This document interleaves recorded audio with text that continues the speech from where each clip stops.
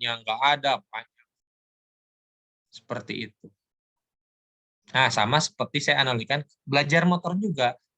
Kalau Putri mah rifting kanan belok kiri, kalau Nabila ada polisi tidur kudu direm digas terus. Akhirnya apa? Jatuh. Makanya jangan aneh kalau guru ngaji ketika Anda kecil galak kan. Ya karena secara teori 7 turunan Nabila salah ngaji, kamu akan mengajarkan anak Anda nanti salah ngaji juga. Kalau maca sa harusnya sya, antara sa dengan sa masih salah. Auzubillahiminasyaiton dibaca auzubillahiminasyaiton, kan artinya beda. Yang pertamanya setan, yang keduanya lain setan. Jadi Pak, kenapa Pak saya merindingkan nanya, ini setan kan nggak diusir-usir oleh kau karena makhrajnya masih salah. Nah, itulah prerequisite-nya. Nah, sekarang saya akan jelaskan apa 2 SKS itu nih. 100 menit kita sekarang hari ini daring dari jam 8 mohon maaf, jam 8.40 sampai jam 10.20. 120 menit adalah tugas terstruktur. Apa itu? Tutorial. Kemudian 120 menit tugas individu. Yang terstruktur itu tutorial. Yang Anda harus lulus tutorial. Biasanya hari Sabtu Minggu tutorial. Pak, banyak banget, Pak. Iya, lebih banyak main Instagram. Berdasarkan data yang sudah saya ambil, rata-rata orang Indonesia bermain medsos itu rata-rata 5-8 jam.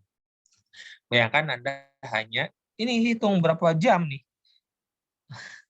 4 jam, 5 jam lebih ya. Masih kalah tuh oleh bermain medsos. Nonton podcast aja, Deddy Kobuzer minimal sejam. Itu podcast kan. Nah, jadi jangan sampai Anda kalah dengan medsos. Lanjut. Nah, ini penjelasannya. Tadi yang sudah saya jelaskan secara rinci ya. Nah, ini yang akan Anda dapatkan. Jadi ketika Anda, Pak, saya ingin jadi ustadz, ustazah, salah. Jadi di materi ini, Anda tidak akan menjadi ustadz, ustazah, hafiz, hafizoh. Baik yang lulusan pesantren, lulusan SMK atau SMA, MA, sama dipukul rata. Ini standarnya. Nah, nanti kurikulumnya ada, saya jelaskan di depan.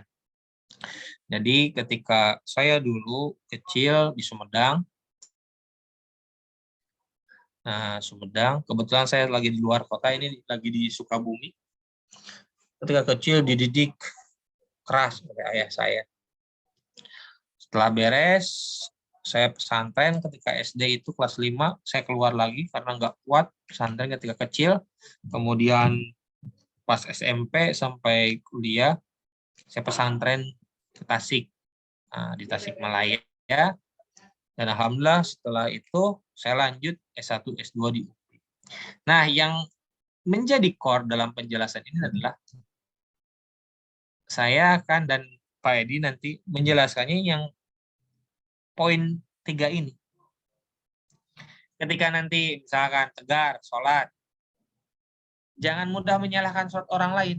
Ada yang takbir kayak gini, ada yang gini, ada yang gini. Yang salah yang mana? Yang salah mah yang nggak sholat. Jadi jangan, oh Allah, ada yang kayak gini kan? Ada yang di sini.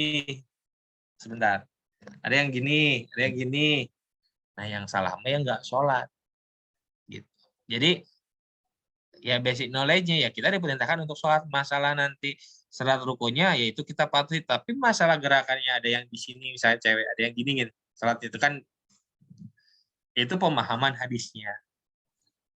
Nah, jadi nanti Anda akan mengajarkan ke adik-adik Anda nanti basicnya kayak gimana yang diajarkan oleh agama kita itu seperti apa. Bukan malah menyalahkan. Salah sholat kamu. Saya ingin nanya nih, Miftahul Humaira, kalau kamu sujud, tangan dulu atau lutut dulu? Biasanya tangan dulu, Pak. Nah, ada yang lutut dulu, Silahkan.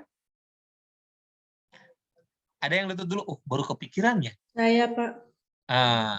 Nah, itu Tiffany lutut dulu. Berarti yang benar yang mana? Yang Miftahul atau yang Tiffany? Bukan Yang begitu di betul. perkuliahan PAI itu. Tapi kita bukan menyalahkan misalkan Rian, Pak saya mah dua-duanya Pak, tangan dan lutut bareng ketika sujud.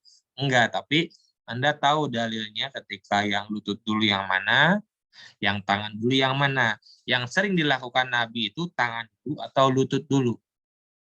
Nah, nanti dilihat apakah ini hadis fi'li, ini hadis qauli, lihat standar kesohihan hadisnya kuatan yang mana. Tapi mohon maaf sekali lagi, kalian tidak akan diperdalam masalah mengenai rijal hadis, mustalah hadisnya tidak. Karena standarnya mata kuliah PAI. Sekedar tahu. Sehingga nanti tidak mudah menyalahkan ketika dito, wah kamu kafir, kamu wah enggak gitu. No kafir, mah jelas semua sholat kan. Enggak mungkin orang Cina sholat. Kecuali Cina mu'alaf. Nah, disinilah yang ingin saya tekankan kepada Anda, bagaimana sikap moderat dalam beragama. Dan yang terakhir, ability to solve basic religious problem. Misalkan Rian Mizar itu melihat temannya yang dicadar nyalahkan yang nggak dicadar. Nah, itu juga dua-duanya salah. Lu dicadar ngerasa benar bahwasanya saya sudah menjalankan sunnah, yang nggak dicadar juga sama-sama menjalankan sunnah. Win-win solusinya seperti apa? Yang dicadar, silahkan kamu dicadar berdasarkan hadis yang kamu pahami. Saya mah tidak dicadar, karena saya memahami hadis ini. Nah, itu yang bagus. Emangnya pintu surga nanti dijelaskan gitu, buat golongan A, golongan B. Meskipun memang ada spesifiknya, surga Ar-Royan buat yang berpuasa. Nah, jadi saya disclaimer terlebih dahulu. Pak, saya pengen mendalam. Salah masuk, bukan ke Tekpen Anda masuknya, ke pesantren. Kalau ingin langsung seperti Quraisy Shihab ataupun seperti hanya Gus Baha misalkan, ya ke pesantren lah, bukan ke dunia kuliah. Kalau ingin pure benar-benar mendalam sumber Islam dari Al-Quran, hadis, tafsiran, dan kitab kuning yang lainnya. Jadi ini yang akan Anda dapatkan. Nah, saya breakdown dengan materinya ini. Nah, ini materi yang akan Anda hadapi dalam waktu 4 bulan ini. Nah, jadi ketika Anda nanti menjelaskan, nah saya akan sedikit memancing biar panas kelas ini. Silahkan sediakan kertas lembar. Nah, jadi selama saya pesantren, kemudian saya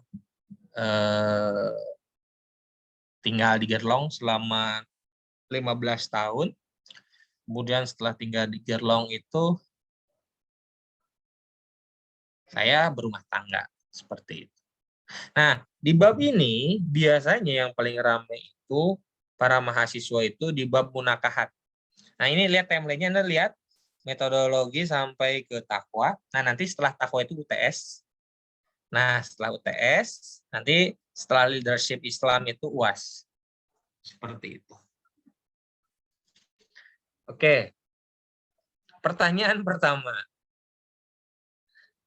Tidak perlu, bukan jelaskan tidak. Ini hanya pertanyaan sederhana. Dalam waktu 10 detik Anda langsung jawab di kertas ya. Tulis dulu tanggalnya biar Anda tidak lupa. Pertanyaan pertama adalah,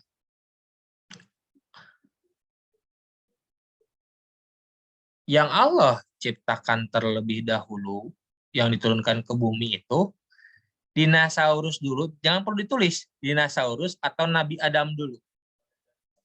Yang Allah turunkan ke bumi, yang diciptakan oleh Allah itu, dinosaurus dulu atau Nabi Adam dulu. 10 detik dari sekarang. 1, 2, 3, 4, 5, 6, 7, 8, 9, 10.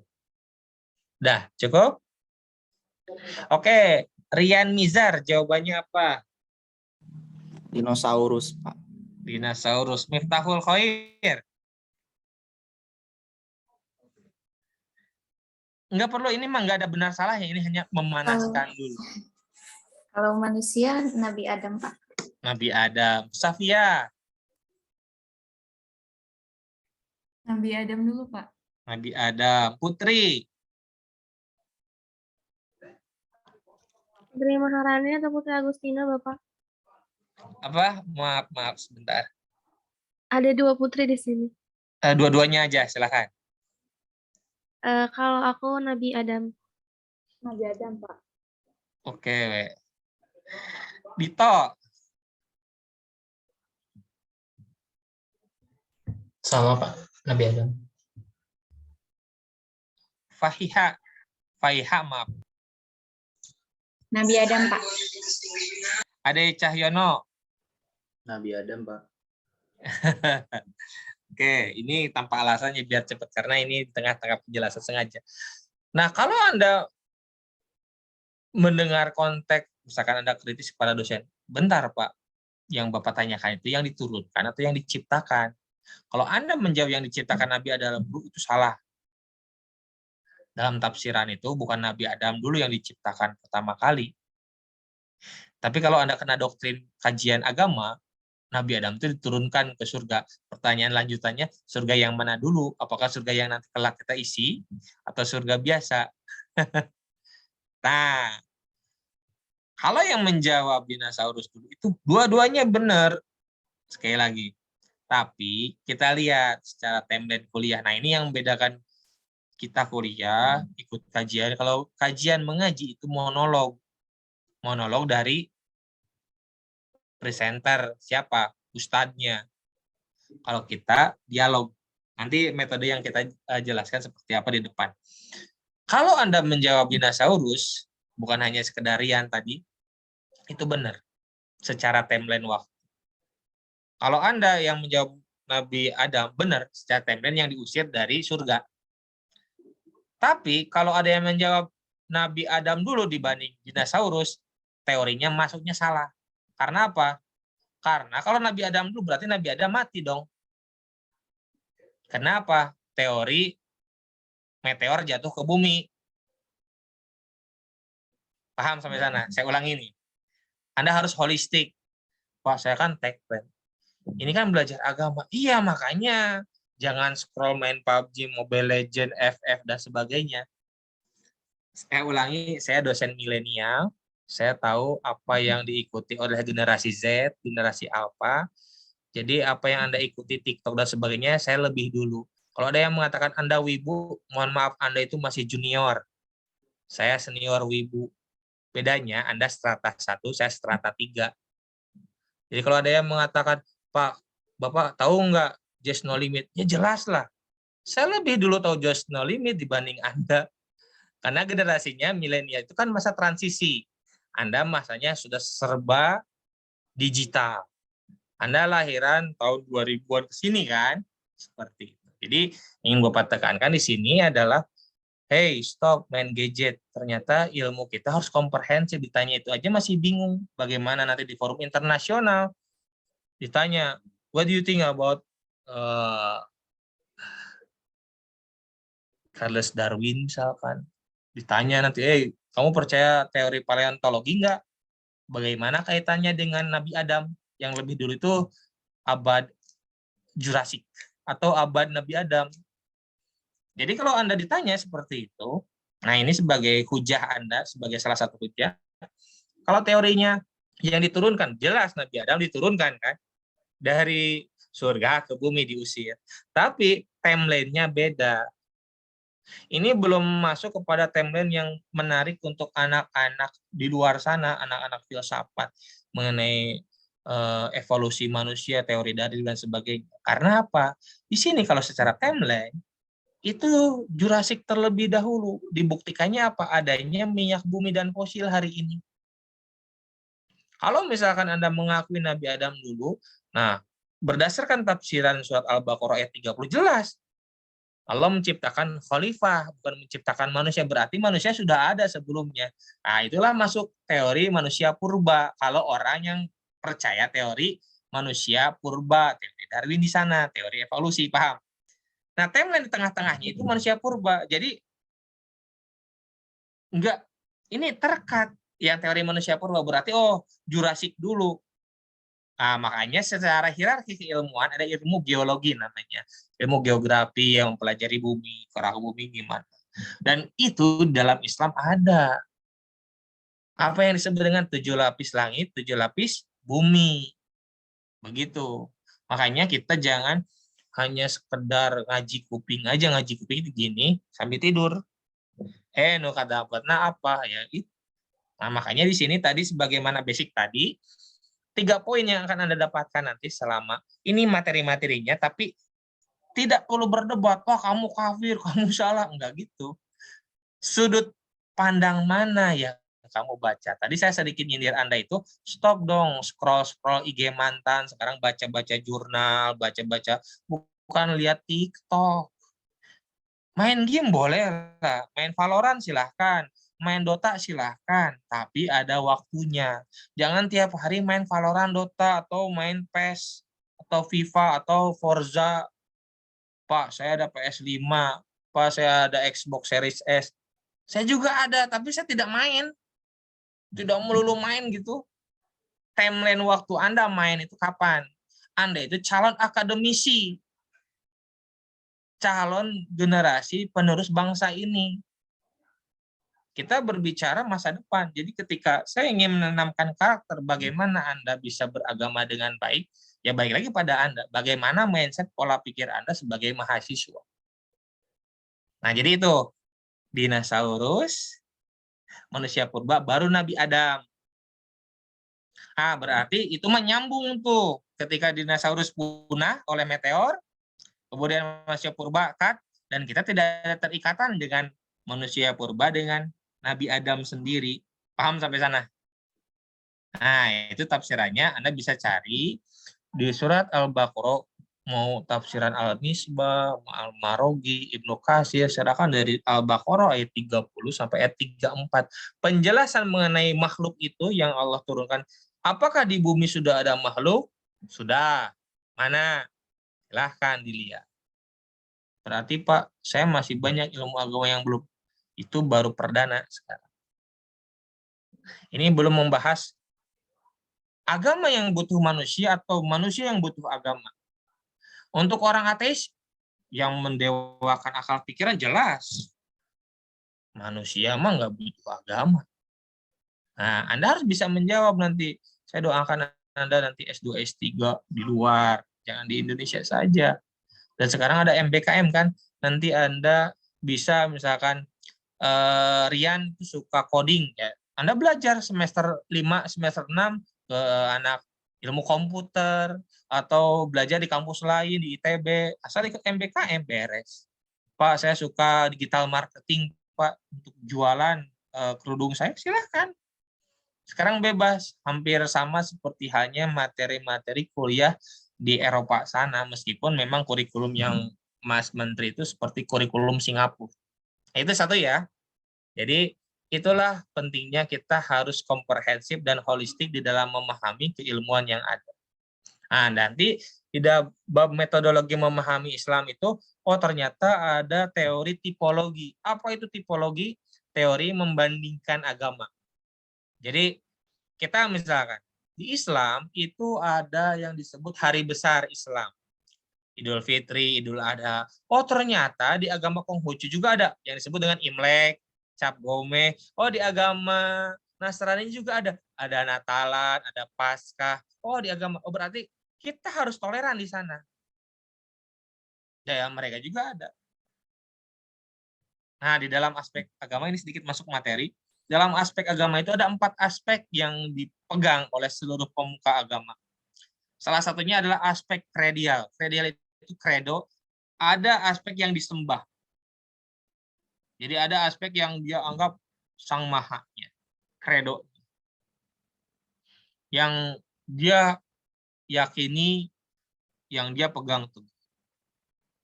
Yang kedua, aspek apa? Dalam setiap agama itu ada aspek ritualnya. Makanya kalau dalam hadis-hadis kan, yang membedakan mukmin dengan kafir adalah as-sholat. Maka kalau kalian nggak mau sholat dan sholatnya bolong-bolong, dipertanyakan entitas muslimnya. Sesederhana itu. Ngaku muslim. Nah, ketika dalam manusia dan agama dibahas juga, apakah ada itu Islam KTP, Islam turunan, kapan kamu bersyahadat, kapan? Nah, dianalisa apakah kita butuh agama atau agama butuh kita, atau dua-duanya saling membutuhkan. Dan dalam aspek agama, setelah aspek kredial, ritual, ada aspek moral. Bohong kalau agama yang lain misalkan menghalalkan perampokan, tidak. Seluruh agama dunia itu melarang. Yang agama mainstream ya, karena ada agama sekte-sekte yang sesat seperti sekte salib kebalik. Untungnya Anda kan bukan jurusan perbandingan agama, tapi saya tidak akan membahasnya lebih lanjut. Yang sesat itu banyak, di Islam juga ada kok yang kayak gitu. Seperti kemarin tuh yang secara definisi A itu tidak agama rusak. Berarti orang yang beragama itu tidak rusak apanya, akhlak. Tapi kenapa sok Tiffany orang beragama tapi korupsi? Kementerian Agama seorang menteri, seorang ustadz kok kemarin ada yang cabul. Masuk gak teori? Nah, inilah diserang oleh orang-orang ateis. Ya buat apa kita beragama? Atau orang-orang yang agnostik. Dia ngaku Tuhan tapi tidak mengikuti aturan agama. Nah, ingat, saya dosen milenial, saya tahu yang happening anak-anak generasi Z sekarang. Pas saya pengen agnostik. Tunggu, kamu nyin SIM atas nama sorangan, atau atas nama Polda Jabar, atau Polri, SIM, nama Reginald Gilbert, sorangan nyin. Diakui tidak? Ya, diakuinya atas sendiri saja. Ya, dia hanya mengakui aspek kredial saja, kredo saja. Dan yang terakhir, aspek sosial. Jadi dalam agama itu ada 4 aspek yang dipegang, kredial, ritual, sosial, dan moral. Setiap agama, makanya ketika Anda nanti belajar pada yang lain, jangan sampai menyalahkan. Tapi tetap dalam hati iman kita, yakini agama kita yang benar. Jangan, wah Pak kalau gitu mah saya hari ini sholat, besoknya saya ke gereja, yang nggak gitu.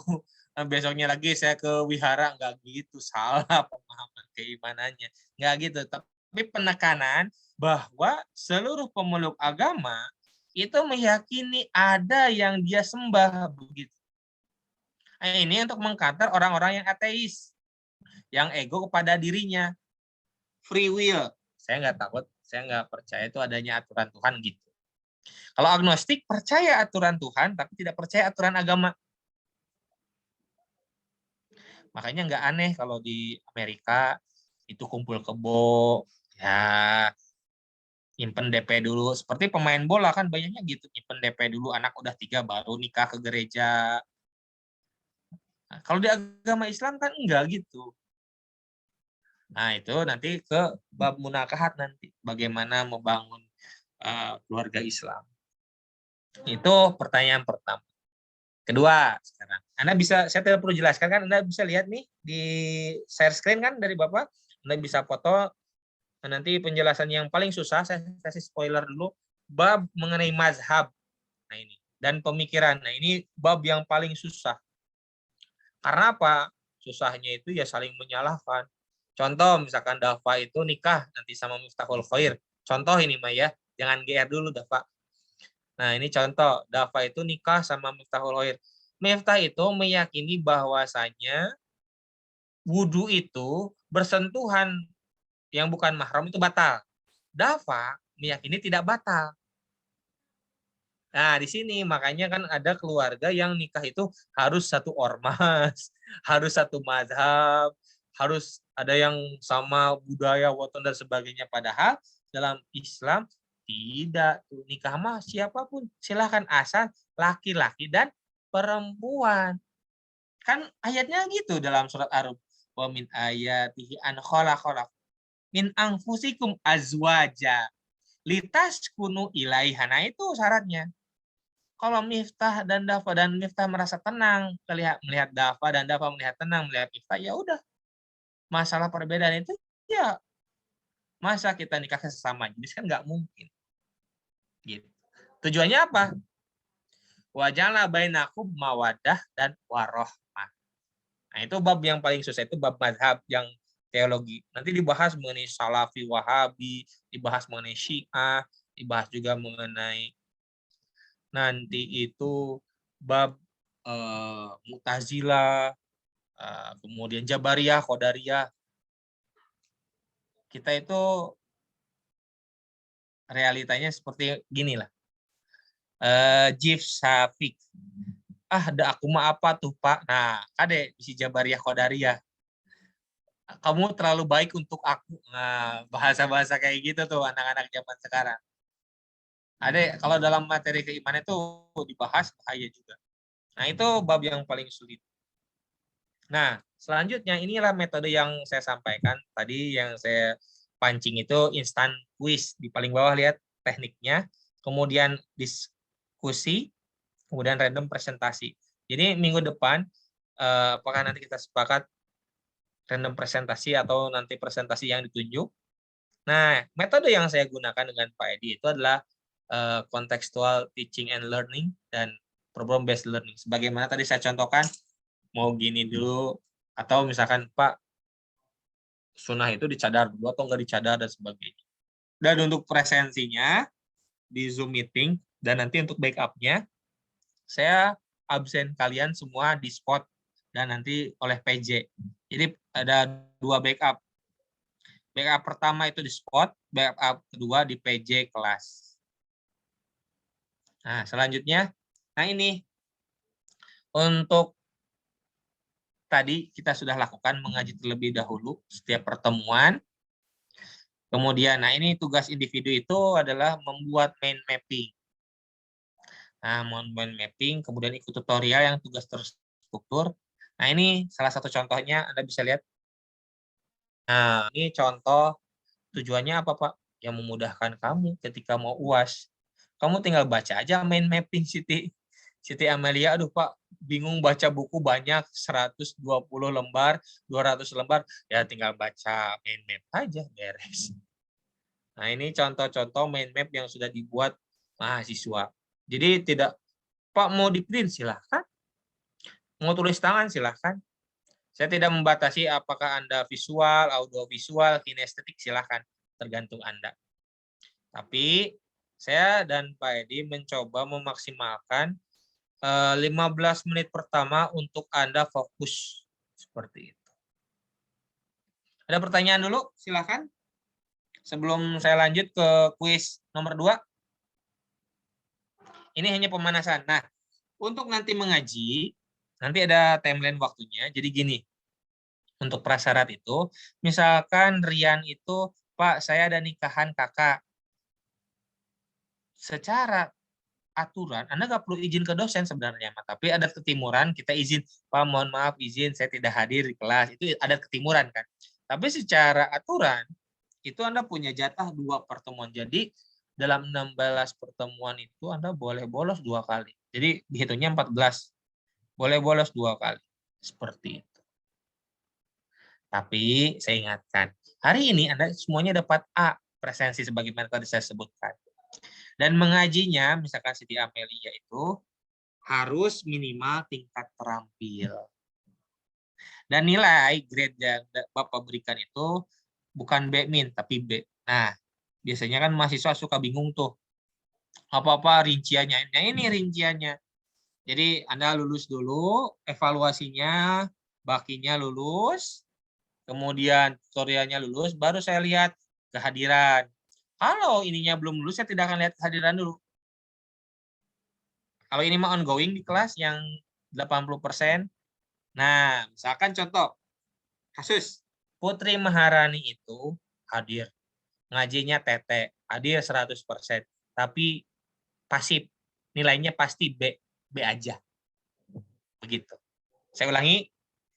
Nih, biar fair ya, kalau nilai itu biasanya suka sakit hati kan. Misalkan Putri Agustina, Pak, saya aktif di kelas, Tapi kok kenapa nilai? Nah, saya termasuk dosen yang melihat hal itu sebagai masalah karena proses itu tidak akan menyalahi hasil dan tidak ada hasil yang sia-sia. Jadi setiap kalian itu berharga. Nah, makanya inilah rinciannya.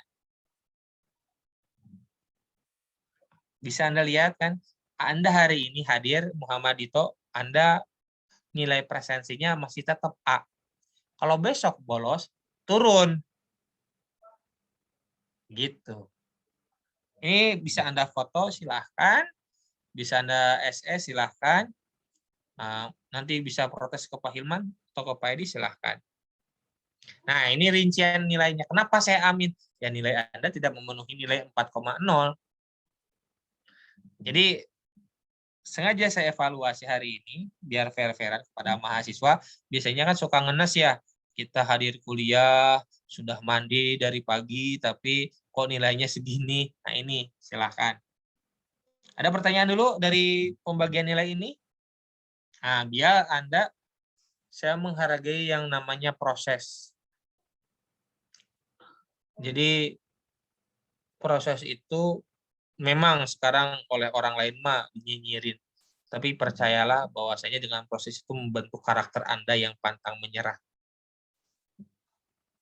Nah, makanya tadi saya sedikit sindir bagi orang-orang yang mager, bukan salah memain gadget, tidak salah sebenarnya gadget itu.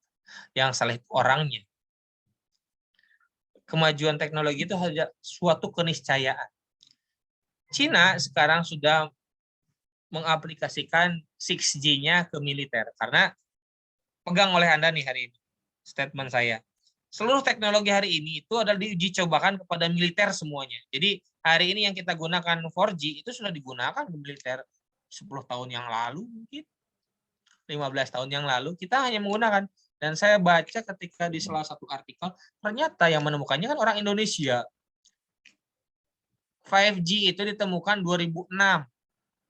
Diaplikasikan 2018, 19 tuh. Sisa waktunya kemana ya? Ke militer dulu lah. Begitu. Itu sebagai pengetahuan umum buat Anda.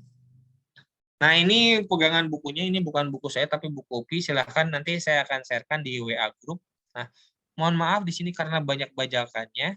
Kalau yang dari buku UPI, cetakan UPI itu, kertasnya itu, ya ini linknya. Warna kuning, kemudian kalau yang palsu itu, yang fake itu HPS kalau tidak salah. Kalau yang asli itu kan bukunya ringan, nggak berat. Oke, kalau tidak ada pertanyaan, sambil menunggu Pak Edi. Nah, ini yang tadi yang jam 7. Nah, kalau yang Anda ini, lihat. Timeline-nya. Jadi, saya akan selalu patuhi timeline ini. Saya keluar sesuai waktu jam 10.20, masuk jam 8.40. Tapi saya mohon maaf, saya tadi telat 2 menit karena tadi biasa kuliah perdana. Dan ini, Anda bisa lihat, timeline-nya sangat jelas sekali. Kalau Anda ingin bertanya, dipersilahkan sebelum nanti lanjut ke soal nomor 2. Ada Cahyo, silahkan. Kalau tidak ada, lanjut soal nomor 2. Siap? Mungkin itu saja perkenalan mata kuliah ini buat kalian. Saya stop share screen dulu sebentar, biar lebih puas. Bagi yang off kamera, on kamera lagi. Soal nomor 2 sekarang. Lanjut diberebet sampai nomor 5. Itu sengaja untuk kelas ini dikasih yang berat dulu karena Anda Tekpen ya. Anda bagaimana inovasi pembelajaran itu kan di Tekpen. Bagaimana nanti Anda, jadi antara Tekpen dengan ilmu komputer itu 11-12 sebenarnya mah. Benar nggak? 11-12 ya sama sebenarnya. Nah, saya harapkan kelebihan Anda di dalam masalah teknologi, khususnya nanti, Anda belajar pemrograman nggak? Coding? Tidak ya? Itu mah anak ilmu komputer ya. Tapi Anda bagaimana inovasi pembelajarannya ya? Dari Pak Cepi ya?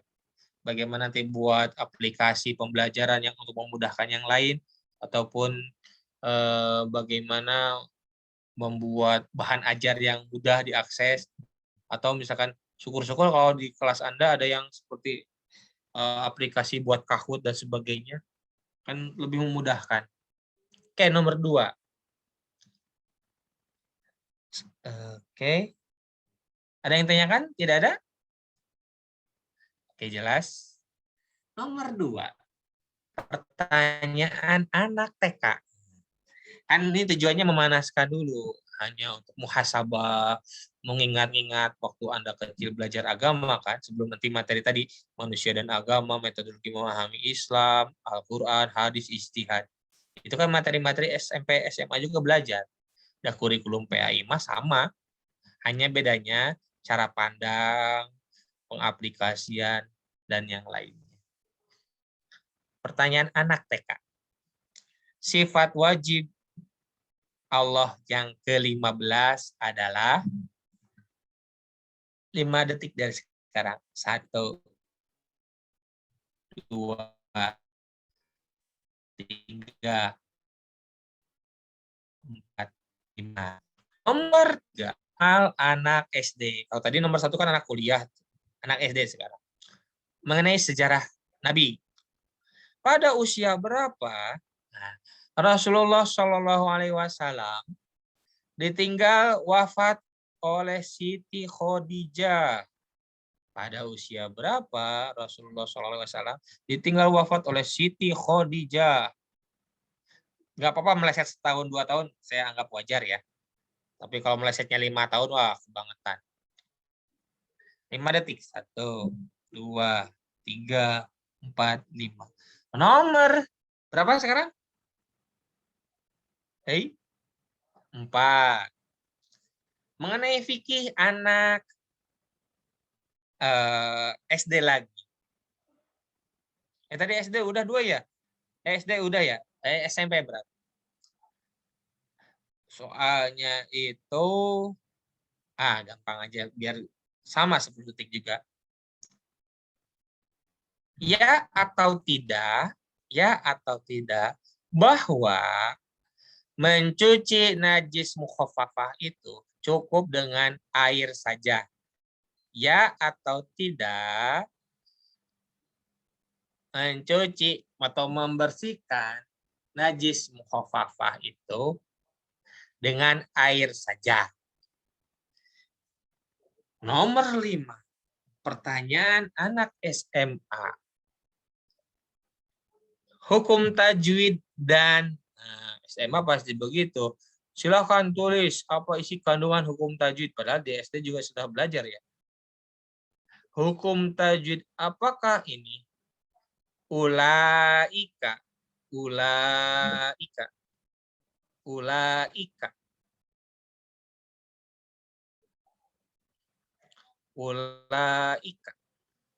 Dan sebutkan rukun nikah. 10 detik dari sekarang. 1, 2, 3, 4, 5, 6, 7, 8, 9, 10. Oke. Silakan angkat kertasnya semua. Putri Maharani semuanya angkat dulu kertasnya. Yang off kamera silakan bisa on kamera. Saya doakan jaringannya bagus dan yang sakit segera sembuh. Oke, cukup. Silakan Chief Sapik nomor 2. Jawabannya apa? Muridan, Pak. Muridan. Oke, sama-sama kita unmute semuanya. Unmute semuanya.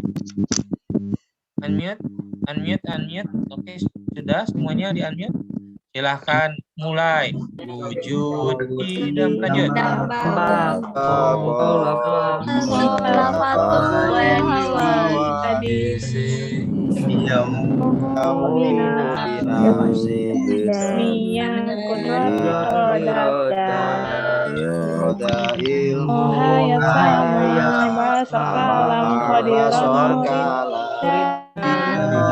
Liman hayyan sami'an basiron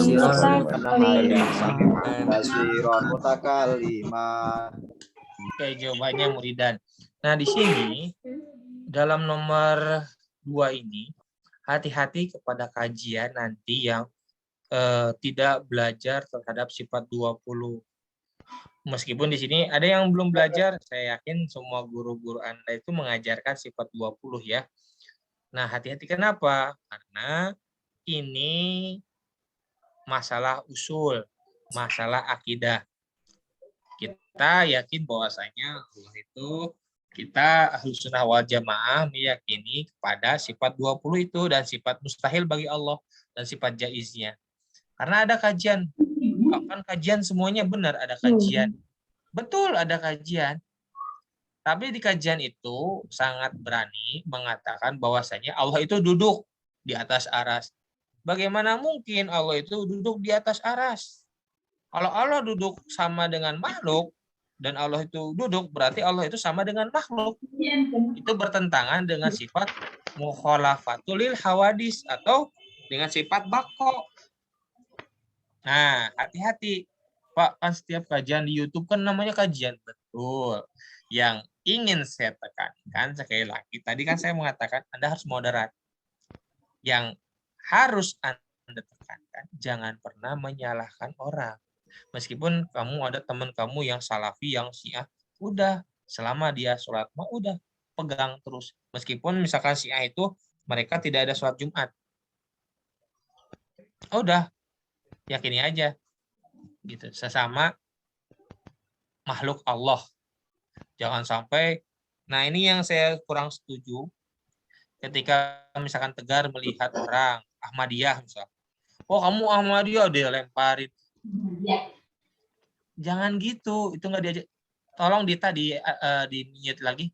Nah itu jangan begitu kamu mendalami agama itu. Karena yang diajarkan oleh agama kita itu menyebarkan kasih sayang. Tidak ada sejarahnya di sirah manapun orang Islam itu ofensif duluan. Tidak ada sejarahnya Islam itu ofensif duluan. Termasuk ketika, kenapa Islam itu runtuh ketika dinasti Abbasiyah oleh Mongol, oleh Genghis Khan ketika itu. Kenapa? Padahal Islam itu sudah besar ketika itu, ya tadi.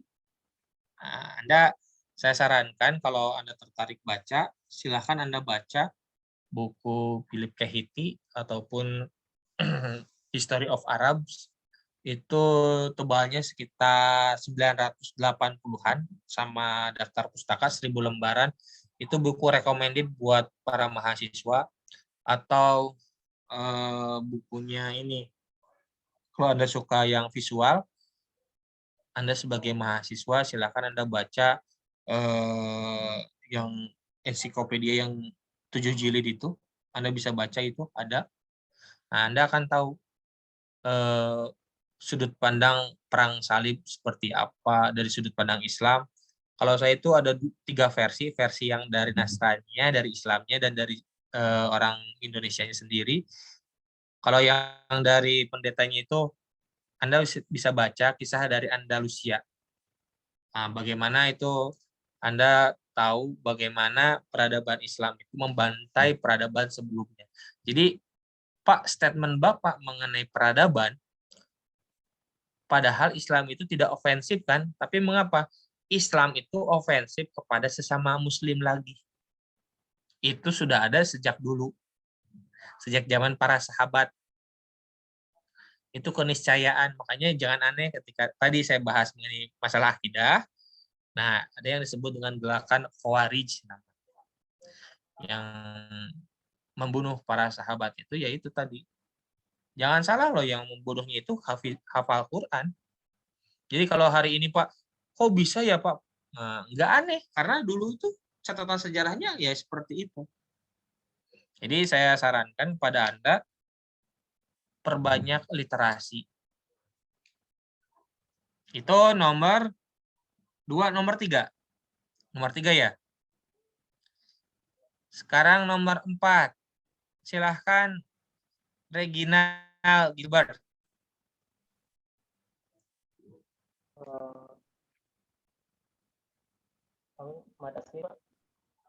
Suaranya terlalu kecil, mohon maaf. Asli.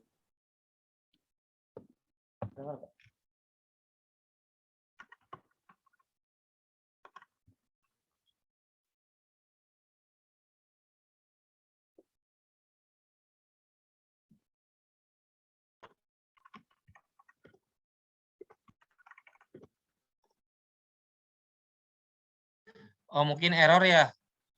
Saya pindah ke Ade Ilham. Ade Ilham, silakan. Nomor berapa, Pak? Nomor 3 atau nomor 4?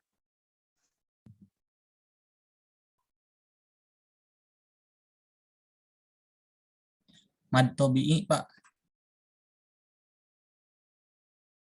Benar, Mat Tobi'i?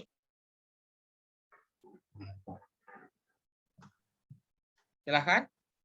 Mad apa itu? Ulaika. Wajib mufasil. Madu wajib. Madu wajib mutasil. Mad wajib Mutasil. mutasil. Karena apa? Ada hamzah di sana. Kalau majaizma ada alif. Bedanya itu. Kalau mad wajib mah depannya ada hamzah. Kalau majaizma depannya ada alif. Dan alisnya itu bedanya. Kalau alis dari majaiz itu tipis. Kalau wajib tebal. Itu hanya. Nah, tinggal istighfar saja sekarang. Ya Allah, ilmu abdi ke SD abdi. Nah, bisa 2 itu. Allah lupakan atau Allah laknat. Hati-hati makanya. Biar ilmu kita berkah, segera amalkan. Bukan hanya sekedar mengaji, cara mengamalkannya, ya Anda ajarkan adik Anda. Karena kan Anda kan strata 1 nih, OTW strata 1. Ajarkan mengaji, bukan hanya membacanya saja. Ilmu tajwidnya juga Anda ajarkan kepada adik Anda. Seperti itu. Siap, Dafa? Oke, nomor 5. Coba Devita.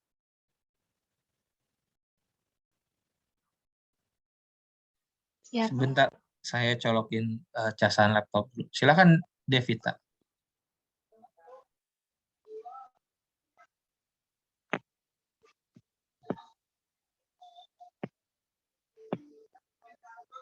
Jawabannya apa?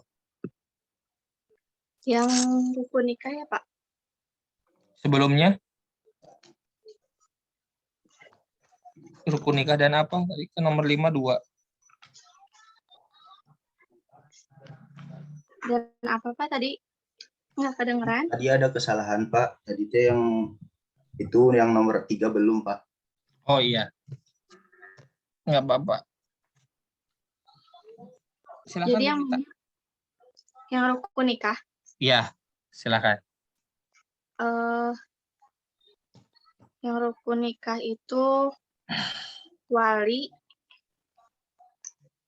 terus wanita dan pria pengantin, ijab kabul. Ada yang menambahkan? Silakan. Ada 2 saksi, Pak.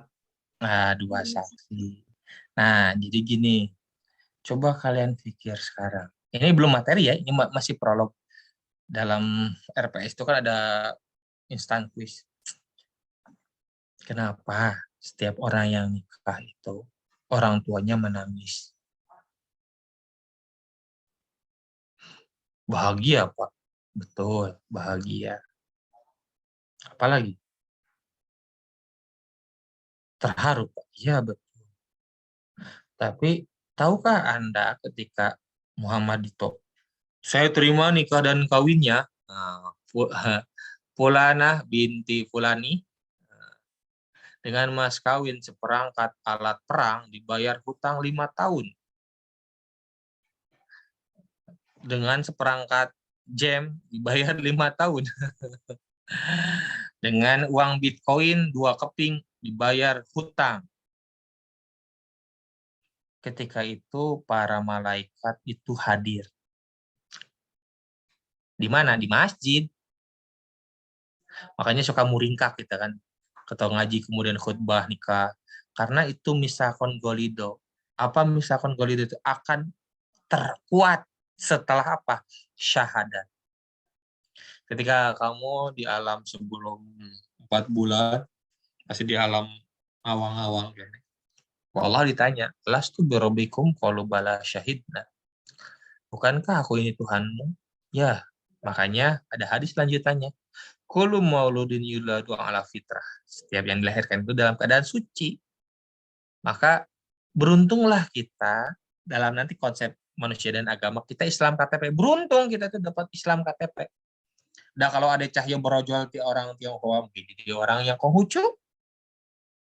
Jadi Corbuzier beruntung, dia lingkungannya gitu, dan dia jadi mu'alaf convert, dan itu sudah dituliskan di garis tangannya. Jadi Corbuzier usia 40, dia pindah jadi agama Islam. Di Toma berojol jadi Islam di Adanan. Nah, makanya kita banyak yang harus kita pelajari dalam kehidupan ini, bukan sekedar belajar Islam itu standing di kelas, boros. Ada guru dogi tidak menarik, datang teh pakai kopiah miring, pakaian lusuh, datang ngaroko, makan. Kerjakan LKS tugas nomor 1. Saya sebelum jadi dosen itu seorang guru. Saya guru dari TPA, tapi SMP saya loncat, SMA. Saya tahu, dan saya paling suka itu ngajar kelas IPS, bukan kelas IPA. Ketika saya di Semansa, saya masih ingat, ada anak-anak geng motor, tukang ngarokok, saya rangkul. Dan akhirnya mereka pada masuk UPI, sebagian UPI, sebagian Unpad, anak IPS. Anak yang ternyata mereka ingin eksistensi itu karena kurang perhatiannya orang tua. Makanya di dalam syarat rukun nikah itu lihat, ada 2 orang saksi. Ketika nanti esa nikah itu jangan asal nunjuk, wah jadi saksi nikahnya. Hei, saksi nikah itu orang yang ngerti, bukan orang yang abal-abal. Nggak boleh kamu nunjuk saksi tapi dia nggak ngerti rukun nikah. Ujuk-ujuk sah aja. Ketika sah Dito tadi, sah. Esa yang asalnya curhat ke orang tua, nggak boleh lagi. Telan bulat-bulat seluruh kebaikan, kejelekan pasangan kamu. Karena apa tadi? Misakon golizo. Akad terkuat setelah syahadat. Makanya itu orang tua nangis, 1 nangis bahagia, 2 nangis. Apakah si Dito ini bisa menyayangi anak saya sebagaimana dia lahir ketika di dunia ini? Apakah dia bisa mengasihkan sandang pangan papan sebagaimana saya mengasihkan? Makanya wajar kalau orang tua matre. Ditanya pekerjaannya wajar, makanya Anda sebagai lelaki harus siap, jangan ngajak ripuh anak batur. Makanya hukum nikah itu sebenarnya awalnya itu mubah, bukan sunnah. Dalam kajian fikih. Sunnah itu karena dilakukan oleh Rasulullah Shallallahu Alaihi Wasallam. Dan bisa jadi haram bagi Ade Cahyono atau makruh. Kalau untuk sekarang Anda makruh. Misalkan Jeff Sarip, Pak pengen nikah muda. Hukumnya makruh. Pak saya trading kok. Ya bisa saja. Tapi pertimbangannya bukan masalah biologis saja dalam Islam. Tapi ada pertimbangan lain.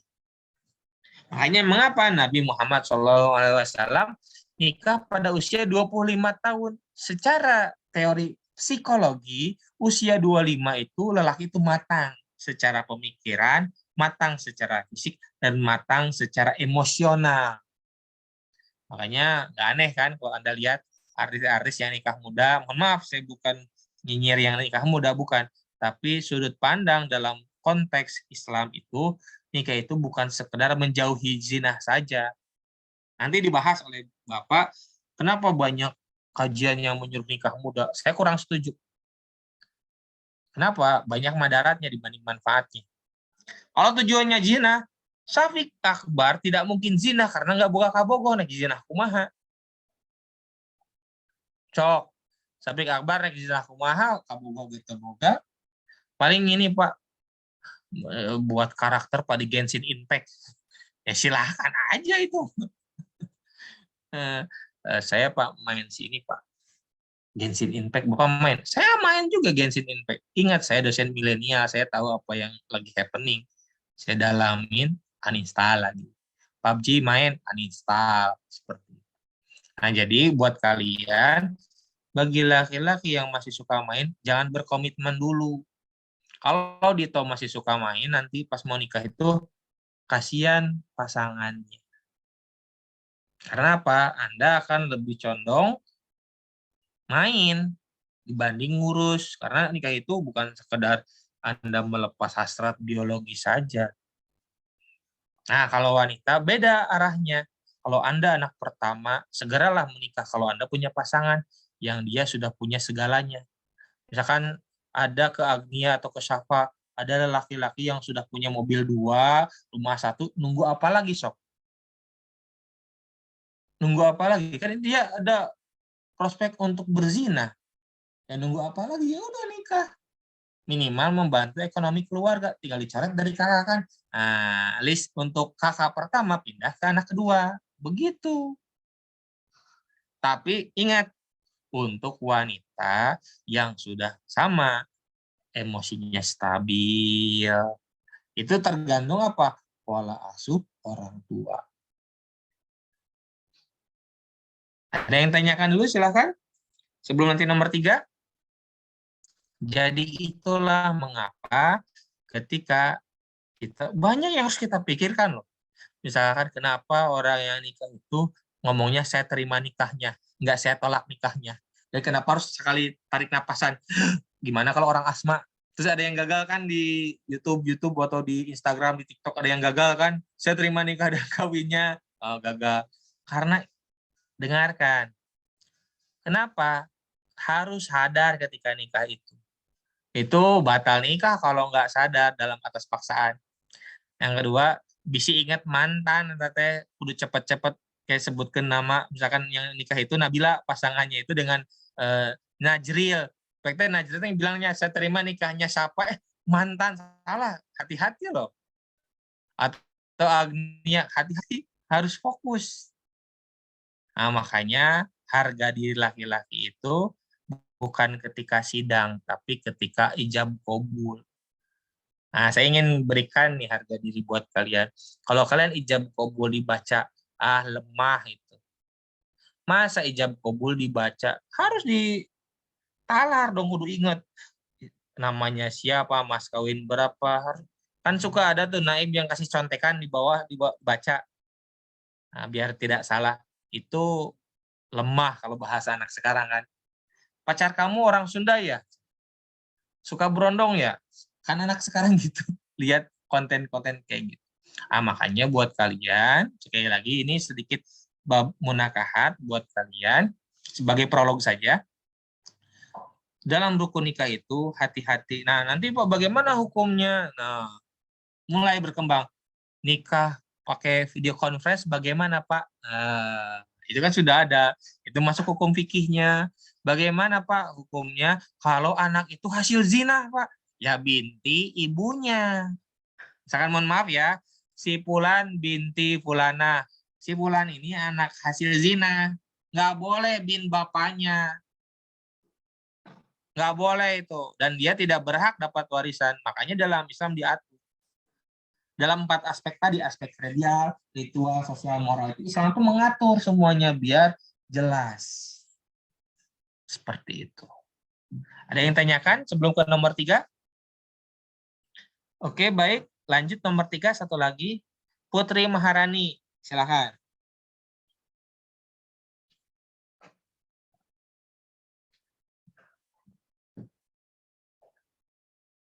Putri? Ya. Mangga? Nomor 3 ya, Pak? Ya. Jawabannya iya. Nomor 3 tuh yang Jadi jenis mukhaf. Yang najis mukhafafah ya. Iya. tadi nomor 3 yang ini Pak, yang apa namanya? Yang Nabi Muhammad ditinggal Siti Khadijah. Oh iya. Itu bukannya nomor 2. Berapa? Itu nomor 3. Yang nomor 2 kan tadi kan yang ini Muridan. Oh iya. Oh, Nabi Muhammad ditinggal Siti Khadijah pada usia usia 50. 50 tahun. Ada yang mengatakan 51, ada yang mengatakan 52. It's okay. Jadi disebut dengan Amul Huzni. Nah, itu berbarengan setelah Siti Khadijah meninggal, ada peristiwa bersejarah yaitu Isra Mi'raj. Sekarang pertanyaan terakhir, Lisan, unmute semuanya. Nah, ini yang tidak diajarkan di sekolah, tapi diajarkan anak pesantren.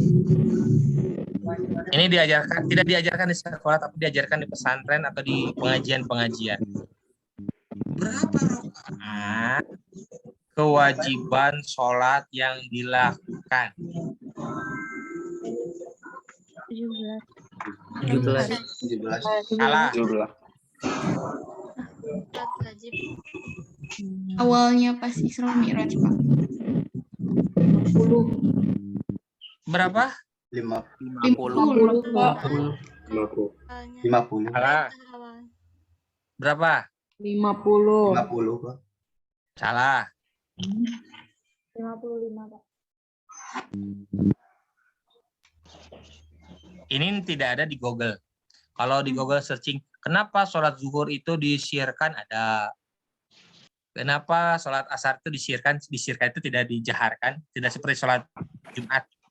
Kan Anda bertanya nih, kalau Anda nanya nih, tidak, Pak, kenapa ya sholat zuhur itu disyiarkan padahal Jumat juga kan sholat zuhur dijaharkan. Kan sama-sama sholat zuhur. Bedanya itu pakai khutbah, ini enggak pakai khutbah. Nah, nanti di bab ibadah ada sholat yang dilakukan para sahabat setelah Isra Mi'raj itu bukan 50 waktu. Bukan 50 rakaat, tapi 11 rakaat. Wah, Pak Hilman sesat. Bagus itu, biar Anda mencari ilmu. Jadi berapa? 11. Rakaat. Pak, kenapa jadi 17? 17 itu setelah Nabi hijrah ditambah. Jadi gini hitungannya. 11. 5 waktu kan? Ingat, bedakan 5 waktu dengan 50 rakaat. Jadi Nabi itu di courting oleh Allah itu jadi salatnya 5 waktu. Nah, di 5 waktu ini subuh 2, zuhur 2, asar 2, maghrib 3, isya 2. Setelah hijrah ditambah zuhur 4, asar 4, dan isya 4. Begitu. Ini tidak diajarkan di sekolah-sekolah, tapi diajarkannya di kitab pesantren. Nah, itu sebagai pengetahuan aja buat kalian. Nah, dan itu juga nanti ada asbabun nuzul, mengapa sholat zuhur di Mekah itu tidak dijaharkan. Jadi ketika itu, Nabi ketika sholat, dinyinyirin. Turunlah perintah oleh Allah, disyiarkan untuk sholat zuhur. Dan setelah hijrah, baru ada ritual sholat Jumat. Paham sampai sana? Jadi sudah ada state, sudah aman, baru show up. Nah, dulunya kan masih ditindas. Nah, inilah yang kalau Anda berkontemplasi, Pak, berarti masih banyak ilmu agama yang belum saya pahami. Jelas. Termasuk saya. Saya fakir ilmu. Banyak ilmu agama yang seluas samudra. Yang nempel di Bapak, yang dinempel kita semua itu hanya seperti jarum yang ada airnya. Seperti itu. Jadi masih banyak ilmu yang harus kita dalami. Makanya stop bermain medsos berlebihan. Boleh bermain medsos silahkan. Tapi Anda sebagai calon imam, Rian Mizar calon imam, Anda ada calon imam, Anda itu calon pemimpin negara ini. Harus punya visi yang ke depan, harus visioner. Laki-laki itu jangan, apa ya Pak, saya masuk Tekpen salah jurusan, pilihan kedua. Ya SBMPTN lagi aja kalau Anda merasa ini bukan jurusannya yang tepat. Kalau pilihan kedua, saya suka menyarankan kepada setiap mahasiswa, UKT itu maksimal di UPI 6 juta. Gampang lah 6 juta, Anda bisa kerja part-time. 500.000, 6 juta kali 5, udah dapat kan? Dan nggak mungkin 600.000 part-time itu, minimal 1 juta kalau Anda jadi waiters dan sebagainya. Bapak tahu karena saya pernah dulu. Ketika zaman dulu itu 600 ribuan, zaman saya kuliah. Atau jadi grup privat. Jadi ketika Anda nggak mau, ya bilang ke orang tua. Jangan sampai nanti tengah jalan Anda berhenti. Karena ada juga saudara saya yang di DO. bukan saudara kandung, bukan. Ada saudara sepupu saya masuk UPI, ingin di teknik mesin dianya, tapi orang tuanya mengarahkan ke PLB, kalau sekarang PKH, dia DO, angkatan 2013. Di DO. Nah, makanya jangan sampai nanti Anda di tengah jalan merasa ini salah. Saran saya, sholat hajat, sholat istikharah, minta ke Allah, ya Allah, apakah ini benar akan menunjang saya ke depannya, maslahat bagi saya? Berdoa langsung. Jangan sampai nanti di tengah-tengah, aduh saya salah milih jurusan. Kuliah itu sesuai dengan passion dan hard skill Anda. Jadi saya selalu mengingatkan pada setiap mahasiswa, apalagi mahasiswa baru, kalau Anda sekiranya kuliahnya nggak benar, keluar. Buat apa Anda Zoom nggak benar, ngabisin uang orang tua, UKT. Emang orang tua Anda itu cari duit seperti hanya menanam uang 100.000 yang di meme kayak gitu? Enggak kan? Mereka kerja, dagang. Bahkan saya suka sedih itu melihat orang tua yang mati-matian tapi anaknya hedon. Saya tanya, ibu di mana? Makanya budaya saya kalau saya naik Gojek seperti itu, nanya. Nah, itulah prolog dari saya tadi di awal mengenai bagaimana perkuliahan, bagaimana nanti sistem perkuliahannya. Ada yang tanyakan dulu? Waktu 20 menit untuk tanya jawab, dipersilahkan. Silahkan. Teman-teman mahasiswa. Nah, itu kuisnya seperti tadi contohnya. Silahkan. Yang mau tanyakan? Atau saya tanya lagi? Kalau tidak ada, kita akan prolog awal mengenai materi metodologi memahami Islam. Ini prolog awal saja. Sebentar, saya cek dulu PPT-nya. Anda percaya Islam KTP atau Islam Ambangan? Percaya mana?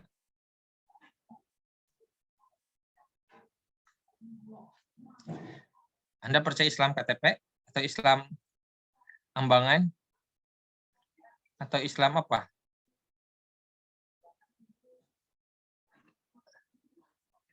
Sebentar.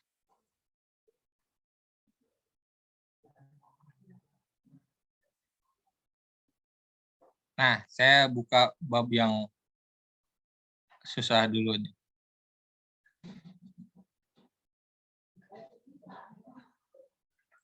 Oke, siap.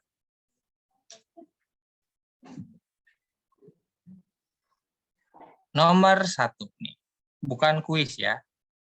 Saya ingin nanya kepada Anda. Putri, Dava, Nabila. 3 orang. Anda itu Islam KTP atau Islam pilihan sendiri atau Islam karena lingkungan? Putri dulu. Maharani. Islam KTP, Pak. Kenapa KTP? Karena bawaan dari lahir. Bawaan dari lahir. Bawaan keluarga. Dava. KTP Pak, karena dari keluarga bawaan. Nabila. Dari KTP, Pak. Dari lahir. Oke. Tidak ada Islam pilihan sendiri? Anda enggak berontak ketika kecil, kenapa saya harus sholat? Kan ini mah Islam bukan pilihan saya. Kan KTP. Berarti kalau begitu konteks KTP, Anda sholatnya kapaksa, bolong-bolong, males di akhir, karena bukan pilihan saya. Sebagaimana tadi analogi Anda milih UPI, bukan pilihan saya, pilihan kedua. Akhirnya saya kurang minat motivasi belajar Tekpen. Silakan jawab, Nida. Tadi pilihannya pilihan KTP sama apa, Pak? Maaf.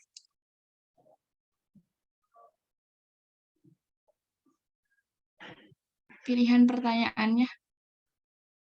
KTP dan lingkungan.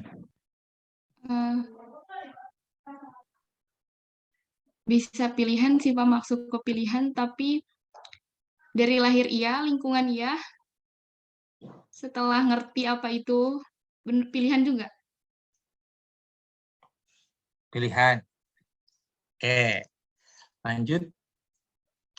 Kenapa menurut kalian ada yang sholatnya bolong-bolong?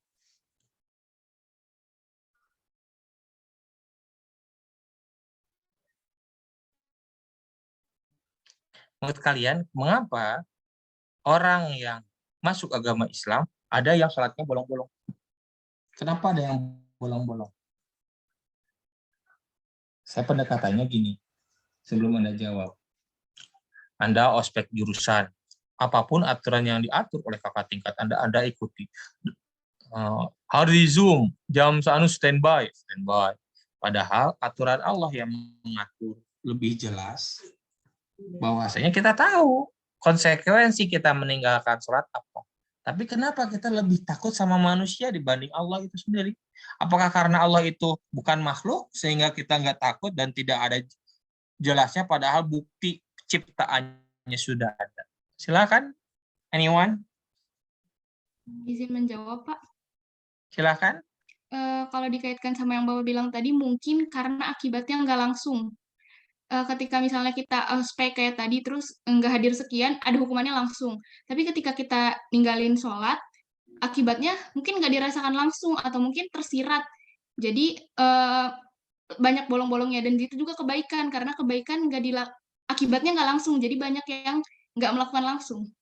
Kayak gitu. Kalau konsep berpikir seperti itu, apakah harus Allah azab dulu baru kita mau sholat? Padahal kebaikan yang Allah berikan itu, nah ini yang harus diluruskan. Sebelum membahas metodologi ya, ini prolognya. Kalau konsep berpikir Anda seperti itu, di mana Allah? Padahal Allah itu ada. Anda bangun tidur saja, oksigen itu dari siapa? Kitanya nggak sadar terhadap maha besaran Allah. Anda hari ini menikmati Zoom, Anda berpikirnya dari pulsa, dari kuota wifi orang tua. Rezeki orang tua dari siapa? Itu terlalu jauh ya.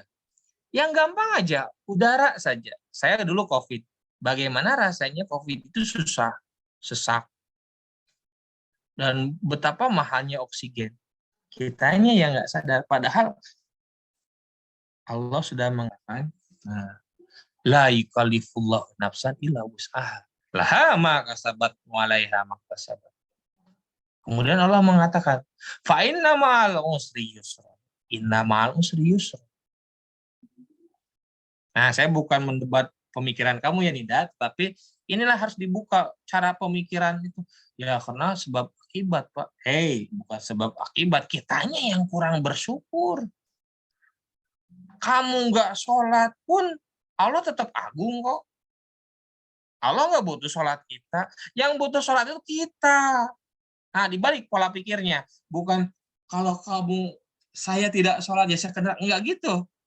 Yang butuh sholat itu kita.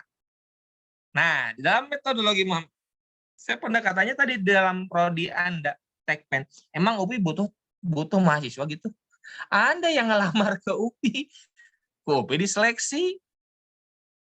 Kita nggak butuh mahasiswa yang tidak semangat.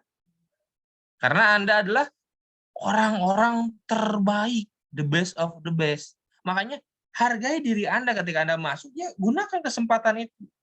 Dari orang yang ribuan yang tereliminasi, mungkin nanti di akhirat ngomong, seandainya saya masuk OB, saya akan lebih baik dibanding Anda nih, contoh misalkan. Ketika orang yang, ya Allah, SBMPTN saya gagal, atau SMPTN jalur undangan gagal, dia menangis-nangis. Saya yakin ketika Anda tahu lulus, Anda akan happy meskipun bukan pilihan pertama. Pastilah ada rasa bahagia. Ada merasa bangga mengalahkan ribuan calon mahasiswa. Nah, begitu juga kalau dalam beragama. Harus ada rasa bahagia. Apa? Alhamdulillah saya dididik oleh lingkungan muslim. Nah, sekarang konteksnya ketika Anda malas, nah ini yang harus dididik oleh agama. Ketika ada anak yang bolong-bolong. Inilah adanya konsep PA, pembimbing akademik, ketika Anda masuk ke Tekpen. Ketika Anda kan mau di ACC nih, mata kuliah. Sesederhana itu kehidupan. Kalau Anda ingin, bukan ini menyederhanakan kehidupan, bukan. Tapi konsep hidupnya diganti. Sehingga sholat itu bukan jadi beban. Nah, kita nggak berbicara pada orang yang ateis, agnostik dulu ya. Alhamdulillah. Pak Damang, Pak. Nah, tetapi kita berbicara mengenai konsep bagaimana metodologi memahami Islam. Nah, ternyata setelah kita kategorisasi tadi, ada 3 kan? Nah, makanya kita naik ke posisi Islam itu pilihan kita. Karena pilihan kita lakukan dengan yang terbaik. Ibadah itu untuk kita. Nanti setelah pertemuan kedua, nanti Anda akan lebih lurus lagi konstruksi berpikirnya mengenai konsep manusia dan agama. Sebagaimana tadi saya jelaskan, metode yang kita akan bahas di PAI ini adalah pendekatan yaitu problem based learning pendekatannya, PBL. Sehingga Anda akan diarahkan terus. Biar saya lihatkan lagi. Nah, dari problem based learning ini kan nanti Anda tahu, oh ternyata yang salah itu di mananya. Jadi kan Nabi mengatakan innama bu'istu liutammima makarimal akhlaq. Jadi potensi baik itu sudah ada di kamu, sudah ada di manusia itu sendiri, tapi Rasul itu tinggal menyempurnakannya. Bahannya sudah ada. Contoh realnya apa? Misalkan, pernahkah kita, Safia, pernah nggak merasa tidak enak ketika ada, atau merasa empati ketika ada yang, atau simpati ketika ada yang jatuh dari motor?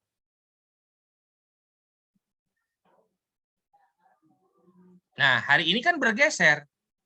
Empati iya, tapi kita ingin eksis pakai HP di video. Bener nggak, Tegar?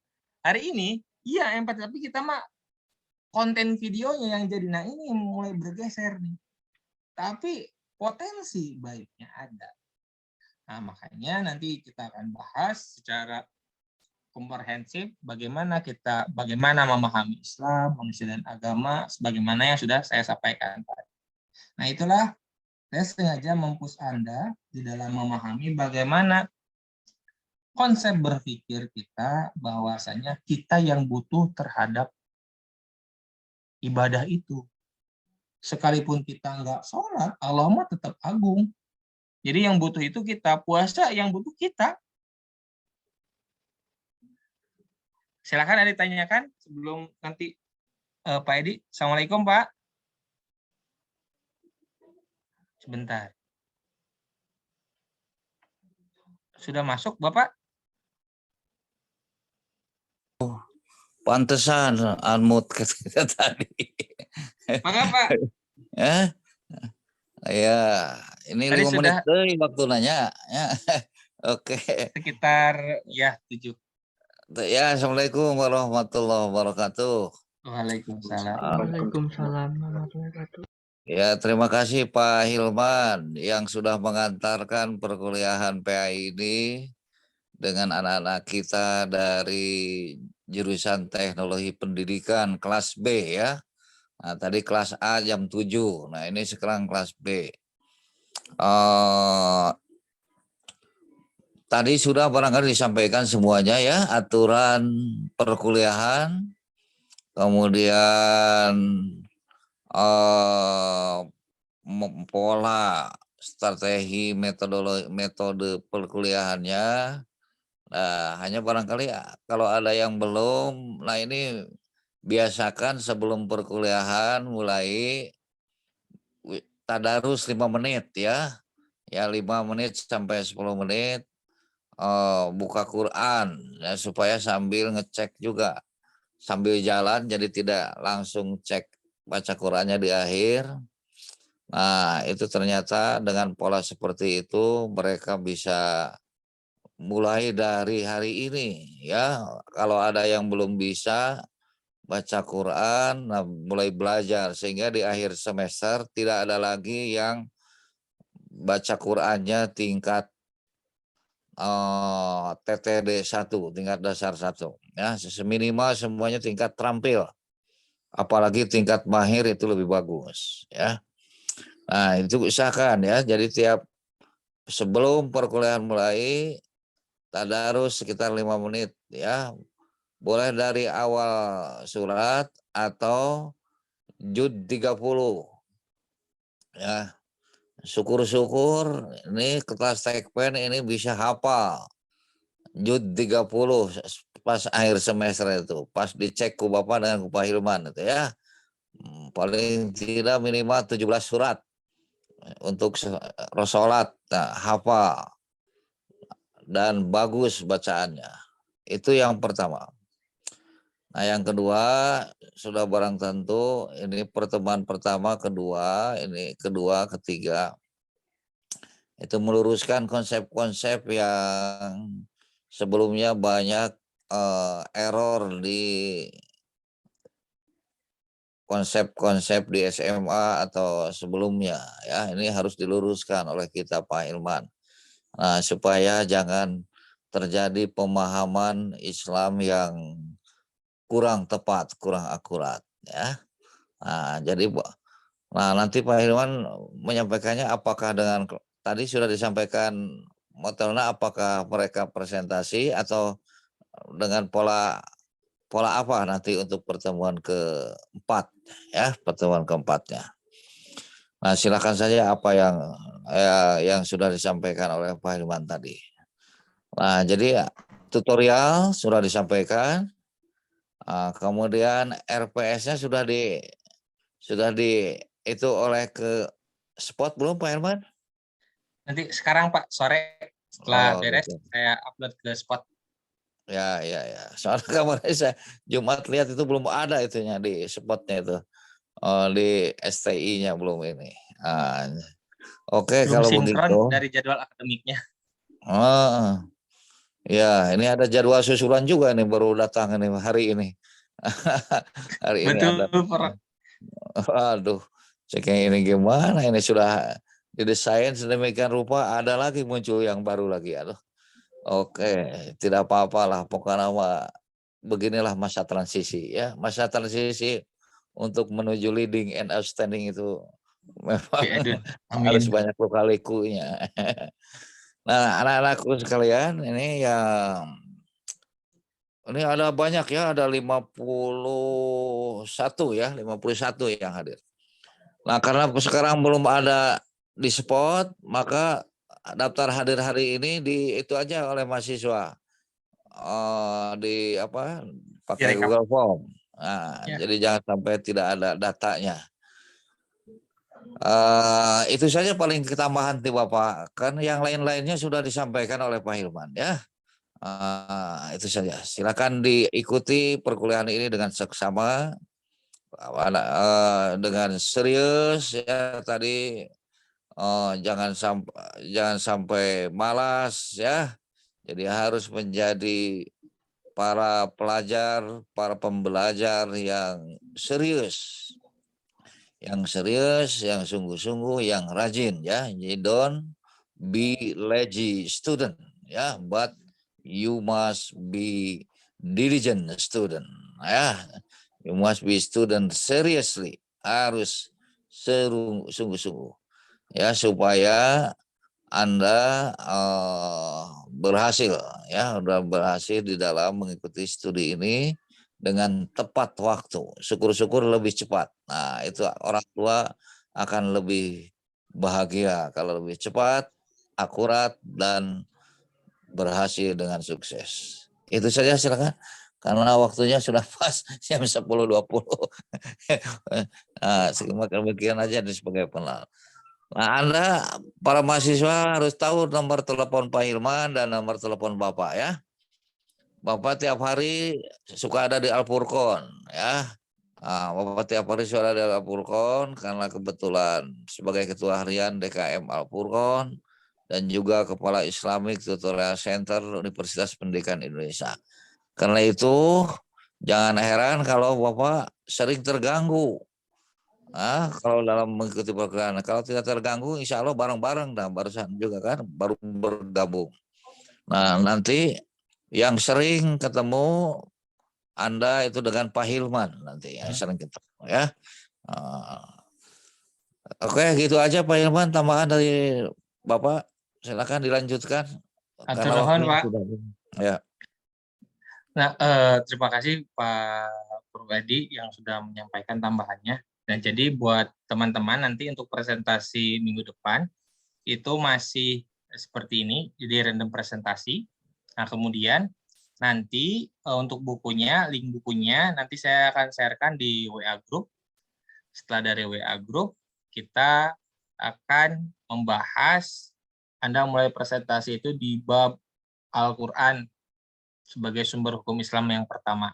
Jadi dari bab metodologi memahami Islam, manusia dan agama itu oleh kami para dosen. Nah, setelah itu nanti Anda presentasi dimulai oleh bab Al-Quran sebagai sumber hukum Islam yang pertama.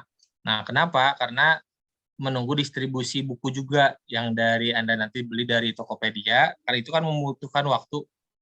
Dan Anda membutuhkan baca-baca juga kan, baca bukunya. Nah, setelah itu Anda nanti dibagi, mungkin minggu depan kita pembagian kelompok dan saya menjelaskan mengenai bab metodologi memahami Islam.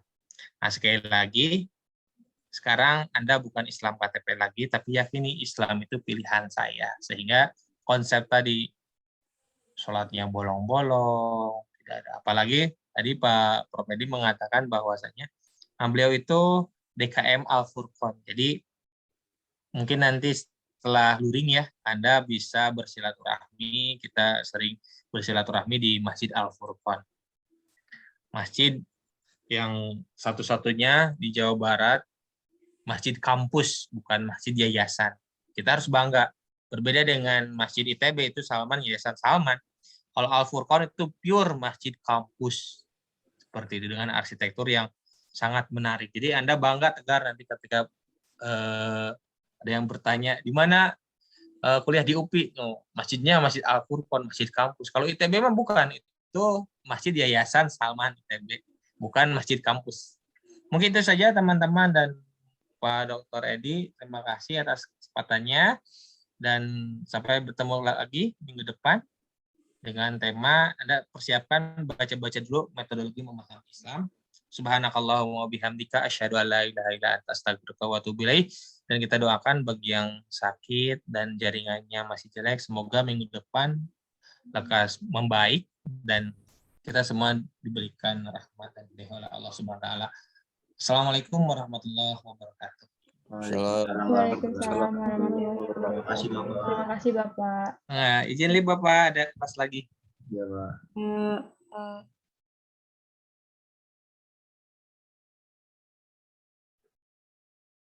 Yang di sini kita langsung lanjut psikologi ya. Baik, Pak. Oke, siap, Adik. Terima kasih Bapak. Apa kali ini? Itu link Zoom-nya udah dikasih ke Bapak, Bapak. Ke Bapak siapa? Belum kayaknya. Tapi kayaknya tadi. Ya, Bapaknya udah ada di Zoom. Oh, Bapaknya udah di Zoom. Saya sudah gabung. Gimana? Ya, silakan istirahat dulu. Ya, makasih Pak. Baik Pak.